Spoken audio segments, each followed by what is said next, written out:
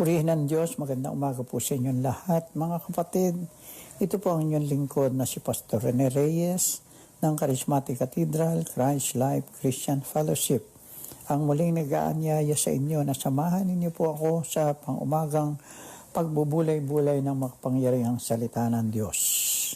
Ang ating pong pagbubulay-bulayan ay ang unang Juan, Kabanatang 1, Talatang 9. Ganito po ang sinasabi: kung ipinapahayag natin ang ating mga kasalanan, maasahan nating ipatatawad sa atin ng Diyos ang mga ito at lilinisin tayo sa lahat ng ating mga kasamaan sapagkat siya'y matuwid.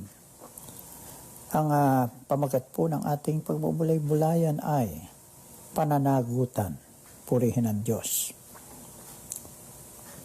Isa po sa kadahilanan kung bakit hindi nagkakasundo ang tao ay dahil sa kawalan ng pagtanggap ng pananagutan. Dapat po natin malaman na mahalaga ito sa pagkakasundo ng mga tao. Dapat natin malaman na ang bawat isa po sa atin ay may pananagutang dapat na panindigan. Halimbawa po, ang mga magulang may pananagutang palakihin ang kanilang mga anak. Hallelujah, ng maayos at may takot sa Diyos. Ang mga guro ay may pananagutan na turuan ang kanilang mga mag-aaral upang ito'y maging marunong. Ang presidente ay may pananagutan na bigyan ng maayos na pamamahala ang kanyang bayan. Ang taong nangutang sa kanyang kapwa ay may pananagutan din na magbayad. Ang mga may sala ay may pananagutan na pagbayaran ang kanilang kasalanan. At napakarami pa pong pananagutan ng tao sa kapwa-tao at tao sa Diyos. Ang tao ay may pananagutan sa Diyos na dapat sundin ang kanyang banal na kalooban at mamuhay, hallelujah, ng nasunod sa Kanya. Purihin ng Diyos. Subalit, ang pagtanggap ng pananagutan ay salungat sa likas na pag-uugali ng tao. Sa Henesis, Kabanatang 3, Talatang 2, ganito po ang pangyayari. Sagot ni Adan sa Diyos nang siya'y tanungin kung bakit siya kumain ng bungang ipinagbawal sa kanya. Ang kanyang sagot, ang babaeng ibinigay mo sa akin na makakasama sa aking buhay ay nagbigay sa akin ang bunga ng punong kahoy na ito na aking kinain. Nang tanungin naman ng Diyos si Eva, ang kanyang sinisi ay ang ahas. Sa pasimula pa ng kasaysayan ng pakikitungo ng Diyos sa tao, kanya nang itinuro na may pananagutan ng tao. Ngunit hindi iyan ang ginagawa ng tao.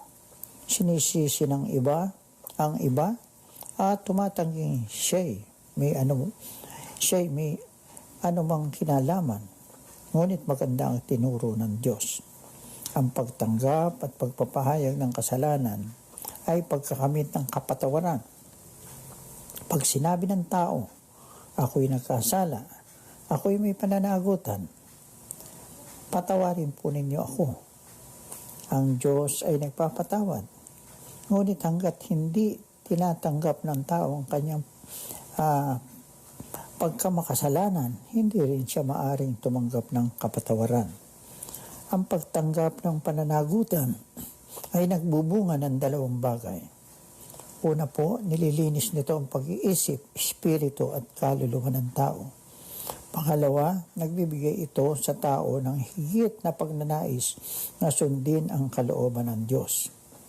Ang isang tao po na ayaw tumanggap ng pananagutan ay parang ulap na walang layunin at hindi alam ang patutunguhan. Dahil ayaw niyang managot kanino man, siya'y palipat-lipat sa iba't ibang uri ng gawain na walang tunay na layunin sa buhay. Ang pagtanggap ng pananagutan at pagkakamali ay hindi nagpapakita ng kahinaan. Sa halip, ito'y nagpapakita ng tunay na katapangan, humarap sa magiging bunga ng kanyang ginawa at ituwid iyon. Yan lamang ang paraan para tumanggap ng kapatawaran. Hindi lamang mula sa Diyos, kundi mula sa kapwa-tao. Oras na tanggapin ng isang tao ang kanyang pagkakamali, napapawi ang hadlang sa magandang pagsasamahan ng tao sa tao at ng Diyos sa Diyos. Huling paalaala po sa bawat isa po sa atin. Maaaring tumanggi kayo sa inyong pananagutan ngayon, ngunit darating ang araw na haharap kayo sa Diyos at doon ay hindi na ninyo maitatanggi ang inyong ginawa. Purihin ang Diyos na buhay. Patuloy po kayong pagpalain ng Panginoong Diyos. Maraming salamat po sa inyong pakikiisa sa pang-umagang pagbubulay-bulay ng mga pangyarihang salita ng Diyos. Have a nice day with the Lord.